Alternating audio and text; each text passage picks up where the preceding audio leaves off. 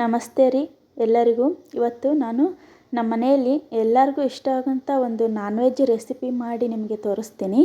ಅದಕ್ಕೆ ನಾನು ಪಾಲಕ್ಕು, ಪುದೀನ, ಕೊತ್ತಂಬರಿ ಸೊಪ್ಪು, ಮೆಂತ್ಯ ಸೊಪ್ಪು ತೊಗೊಂಡಿದ್ದೀನಿ. ಆಮೇಲೆ ಮಸಾಲೆ ಮಾಡೋದಕ್ಕೆ 2 ಈರುಳ್ಳಿ, 2 ಟೊಮೆಟೊ, ಒಂದು ಇಡೀ ಮೆಣಸಿನ್ಕಾಯಿ, ಚಕ್ಕೆ, ಲವಂಗ, ಶುಂಠಿ, ಬೆಳ್ಳುಳ್ಳಿ ಇಷ್ಟು ತೊಗೊಂಡಿದ್ದೀನಿ. ಆಮೇಲೆ ಆಯಿಲ್ಲು, ಅರಶಿನ ಪುಡಿ, ಧನಿಯಾ ಪುಡಿ, ಆಮೇಲೆ 1 kg ಚಿಕನ್ನು, ರುಚಿಗೆ ತಕ್ಕಷ್ಟು ಉಪ್ಪು, ಇಷ್ಟೆಲ್ಲ ತೊಗೊಂಡಿದ್ದೀನಿ ಇಷ್ಟೆಲ್ಲ ಐಟಮ್ ಆದಮೇಲೆ ಇದನ್ನು ಯಾವ ಥರ ಮಸಾಲ ಮಾಡ್ಕೋಬೇಕು ಅಂತ ನೋಡೋಣ ಫ್ರೆಂಡ್ಸ್.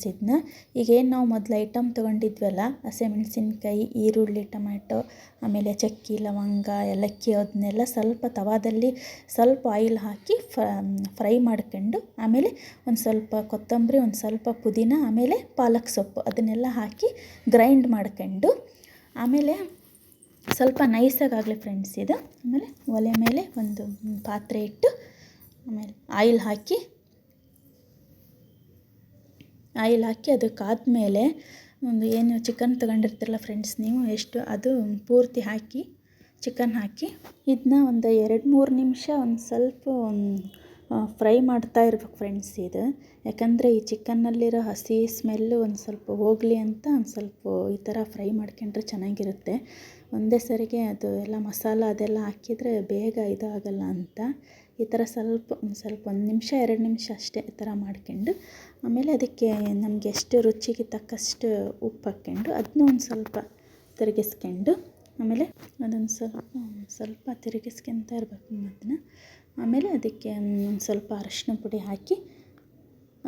ಹಾಕಿದ ಮೇಲೆ ಅದನ್ನು ಸ್ವಲ್ಪ ಫ್ರೈ ಮಾಡ್ತಾ ಇರಬೇಕು. ಅದನ್ನು ಫ್ರೈ ಆದಮೇಲೆ ಇದಕ್ಕೆ ಏನು ಮತ್ತು ನೀರಿಗೆ ಏನು ಮಿಕ್ಸ್ ಮಾಡಬೇಡಿ ಫ್ರೆಂಡ್ಸ್. ಇದನ್ನ ಒಂದು 5 ನಿಮಿಷ ಈ ಥರ ಫ್ರೈ ಮಾಡಿ ಮುಚ್ಚಿ ಒಂದು 5ರಿಂದ ಒಂದು 6-7 ನಿಮಿಷ ಒಂದು ಸ್ವಲ್ಪ ಈ ಥರ ಅದು ಬೇಯಿಸ್ಬೇಕು.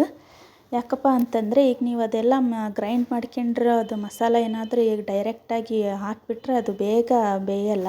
ಅದಕ್ಕೋಸ್ಕರ ಒಂದು 5 ನಿಮಿಷ ಒಂದು ಸ್ವಲ್ಪ ಈ ಥರ ಬೇಯಿಸ್ಕೊಂಡು, ಆಮೇಲೆ ಒಂದು ಸ್ವಲ್ಪ ಹೆಚ್ಚಿರೋ ಪುದೀನ, ಆಮೇಲೆ ಸ್ವಲ್ಪ ಮೆಂತ್ಯ ಸೊಪ್ಪು, ಅದನ್ನು ಮೆಂತ್ಯ ಸೊಪ್ಪನ್ನ ಗ್ರೈಂಡಿಗೆ ಹಾಕೋಬಾರ್ದು, ಅದು ವಿಷ ಬರುತ್ತೆ. ಅದಕ್ಕೆ ಸ್ವಲ್ಪ ಹೆಚ್ಚಿರೋದನ್ನೇ ಈ ಥರ ಹಾಕ್ಕೊಂಡ್ರೆ ಸ್ವಲ್ಪ ಫ್ಲೇವರ್ ಚೆನ್ನಾಗಿ ಬರುತ್ತೆ. ಆಮೇಲೆ ಈಗ ಚಿಕನ್ ತಿಂದರೆ ಹೀಟ್ ಆಗುತ್ತೆ ಬಾಡಿ ಅಂತ ಹೇಳ್ತಾರಲ್ಲ, ಈ ಥರ ಹಾಕೋದ್ರಿಂದ ನಮಗೆ ಆ ಥರ ಏನು ಬಾಡಿಗೆ ಏನು ಎಫೆಕ್ಟ್ ಆಗೋಲ್ಲ, ಸ್ವಲ್ಪ ಫ್ಲೇವರು ಚೆನ್ನಾಗಿ ಬರುತ್ತೆ. ಇದಾದಮೇಲೆ ಸ್ವಲ್ಪ ಧನಿಯಾ ಪುಡಿ, ಆಮೇಲೆ ಸ್ವಲ್ಪ ಧನಿಯಾ ಪುಡಿ ಹಾಕ್ಕೊಂಡು ಮಿಕ್ಸ್ ಮಾಡ್ಕೋಬೇಕು. ಆಮೇಲೆ ಧನಿಯಾ ಪುಡಿ ಹಾಕೋದಾದಮೇಲೆ ಫ್ರೆಂಡ್ಸ್ ಇದನ್ನು ಸ್ವಲ್ಪ ತಿರುಗಿಸಿ, ಆಮೇಲೆ ನಾನು ಮನೇಲಿ ಮೊಸರು ಇತ್ತಂತ ಹಾಕಿದ್ದೆ. ನಿಮಗೆ ಮನೇಲಿ ಇದ್ದರೆ ಹಾಕಿರಿ, ಇಲ್ಲಾಂದರೆ ಸ್ಕಿಪ್ ಮಾಡ್ಕೇಳ್ರಿ. ನಾನು ಇದೆ ಅಂತ ಒಂದು ಸ್ವಲ್ಪ ಇದೆ ಅಂತ ಹಾಕಿದ್ದೆ. ಅದು ಬಿಟ್ಟರೆ ಯಾವಾಗಾದರೂ ಇದ್ದರೆ ಹಾಕ್ತೀನಿ, ಇಲ್ಲಿದ್ದರೆ ಹಾಕಲ್ಲ. ಈ ಥರ ಆದಮೇಲೆ ಅದೇನು ಗ್ರೈಂಡ್ ಮಾಡಿ ಇಟ್ಕೊಂಡಿರ್ತೀರಲ್ಲ ಮಸಾಲ, ಅದನ್ನು ಹಾಕಿ ಈ ಥರ ಒಂದು ಸ್ವಲ್ಪ ತಿರುಗಿಸ್ಬೇಕು ಫ್ರೆಂಡ್ಸ್. ಇದನ್ನ 1 ನಿಮಿಷ 1-2 ನಿಮಿಷ ಒಂದು ಸ್ವಲ್ಪ ಆ ಕಡೆ ಈ ಕಡೆ ಒಂದು ಸ್ವಲ್ಪ ತಿರುಗಿಸಿ. ಯಾಕಪ್ಪ ಅಂತಂದರೆ ಅದೇನು ಮಸಾಲ ಎಲ್ಲ ಹಾಕಿರ್ತೈತಲ್ಲ ಅದನ್ನು ಸ್ವಲ್ಪ ಎಲ್ಲ ಎಣ್ಣೆಲಿ ಫ್ರೈ ಆಗಬೇಕು. ಆಮೇಲೆ ಒಂದು ಸ್ವಲ್ಪ ಸ್ಮೆಲ್ಲು ಹೋಗುತ್ತದು. ಅದಾದಮೇಲೆ ನಿಮಗೆ ಎಷ್ಟು ಇದು ಬೇಕಾ ನೋಡಿರಿ. ಗ್ರೇವಿ ಥರ ಬೇಕು ಅಂದರೆ ಅದೇ ಥರ ಇಟ್ಟು ಲೋ ಫ್ಲೇಮಲ್ಲಿಟ್ಟು ಬೇಯಿಸ್ರಿ. ಇಲ್ಲಪ್ಪ ಅಂತಂದರೆ ಸ್ವಲ್ಪ ತೆಳ್ಳಗೆ ಬೇಕಪ್ಪ ಅಂತಂದರೆ ನೀರು ನಿಮಗೆ ಎಷ್ಟು ಬೇಕೋ ಅಷ್ಟು ಹಾಕ್ಕೊಳ್ರಿ. ನಾನು ಸ್ವಲ್ಪ ದಪ್ಪನೇ ಇರಲಿ ಗ್ರೇವಿ ಅಂತ ಒಂದು ಸ್ವಲ್ಪ ನೀರು ಹಾಕ್ಕೊಂಡಿದ್ದೀನಿ ಅಷ್ಟೇ, ಅದು ಬಿಟ್ಟರೆ ಏನೂ ಇಲ್ಲ. ಆಮೇಲೆ ಇದನ್ನು ಒಂದು ಸ್ವಲ್ಪ ಒಂದು 5-6 ನಿಮಿಷ ಒಂದು ಸ್ವಲ್ಪ ಮುಚ್ಚಿ ಬೇಯಿಸ್ಬೇಕು ಫ್ರೆಂಡ್ಸ್. ಇದು ಬೇಯಿಸಾದ್ಮೇಲೆ ನೋಡೋಣ ಇದು ಯಾವ ಥರ ಆಗಿದೆ ಅಂತ. ನೋಡಿರಿ, ಎಲ್ಲ ಚೆನ್ನಾಗಿ ಕುದ್ದು ಅದು ಆಯಿಲೆಲ್ಲ ಬಿಟ್ಕೊಂಡಿದೆ. ಆಮೇಲೆ ಗ್ರೇವಿನೂ ಚೆನ್ನಾಗಿ ಬಂದಿದೆ. ನಿಮ್ಮ ಟೇಸ್ಟ್ ನೋಡಿ ಬೇಕಿದ್ದರೆ ಸಾಲ್ಟ್ ಹಾಕ್ಕೊಳ್ರಿ, ಇಲ್ಲಪ್ಪ ಕರೆಕ್ಟ್ ಇದೆ ಅಂದರೆ ಹಾಗೆ ಬಿಡಿ. ನಾನು ಟೇಸ್ಟ್ ಎಲ್ಲ ಅದು ಸಾಲ್ಟ್ ಕರೆಕ್ಟ್ ಇದೆ ನಂದು. ಆಮೇಲೆ ಬೆಂದಿದೆ ಫ್ರೆಂಡ್ಸ್ ಇದು. ನಾವು ಇದಕ್ಕೆ ಇದು ಕೊಬ್ಬರಿ ಹಾಕಲ್ಲ, ಇದಕ್ಕೆ ಬರೀ ಕೊಬ್ಬರಿ ಇಲ್ಲದ ಮಸಾಲ ಇದು. ಅದಕ್ಕೋಸ್ಕರ ಸ್ವಲ್ಪ ಟೇಸ್ಟ್ ಚೆನ್ನಾಗಾಗುತ್ತೆ ಫ್ರೆಂಡ್ಸ್. ಇದು ಈಗ ಆಗಿದೆ. ಇದು ನೋಡೋಣ, ಸರ್ವ್ ಮಾಡೋಣ ಯಾವ ಥರ ಆಗಿದೆ ಅಂತ. ಚೆನ್ನಾಗಾಗಿರುತ್ತೆ.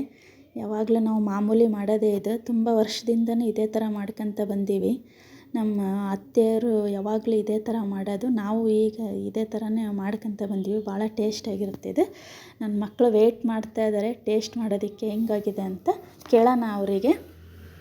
ತಿಂದು ನೋಡ್ತಾ ಇದ್ದಾರೆ ಯಾವ ಥರ ಆಗಿದೆ ಅಂತ. ಫ್ರೆಂಡ್ಸ್, ನೀವು ಮನೇಲಿ ಒಂದು ಸಲ ಟ್ರೈ ಮಾಡಿ, ಭಾಳ ಚೆನ್ನಾಗಿ ಟೇಸ್ಟಾಗಿರುತ್ತೆ. ಮಕ್ಕಳು ತುಂಬ ಇಷ್ಟಪಟ್ಟು ತಿಂತಾರೆ. ಆಮೇಲೆ ಹೆಲ್ದಿಯಾಗಿರುತ್ತೆ ಇದು. ಆಮೇಲೆ ನೀವು ಒಂದು ಸಲ ಟ್ರೈ ಮಾಡಿ ಅದರ ಟೇಸ್ಟ್ ಹೆಂಗಿದೆ ಅಂತ ಕಮೆಂಟ್ ಮಾಡಿರಿ. ಪ್ಲೀಸ್ ನಮ್ಮ ಚಾನಲ್ನ ಸಬ್ಸ್ಕ್ರೈಬ್ ಮಾಡ್ಕೊಳ್ಳಿ ಫ್ರೆಂಡ್ಸ್. ಲೈಕ್ ಮಾಡಿ, ಶೇರ್ ಮಾಡಿ. Thank you once again. ಜೈ ಶ್ರೀ ಕೃಷ್ಣ.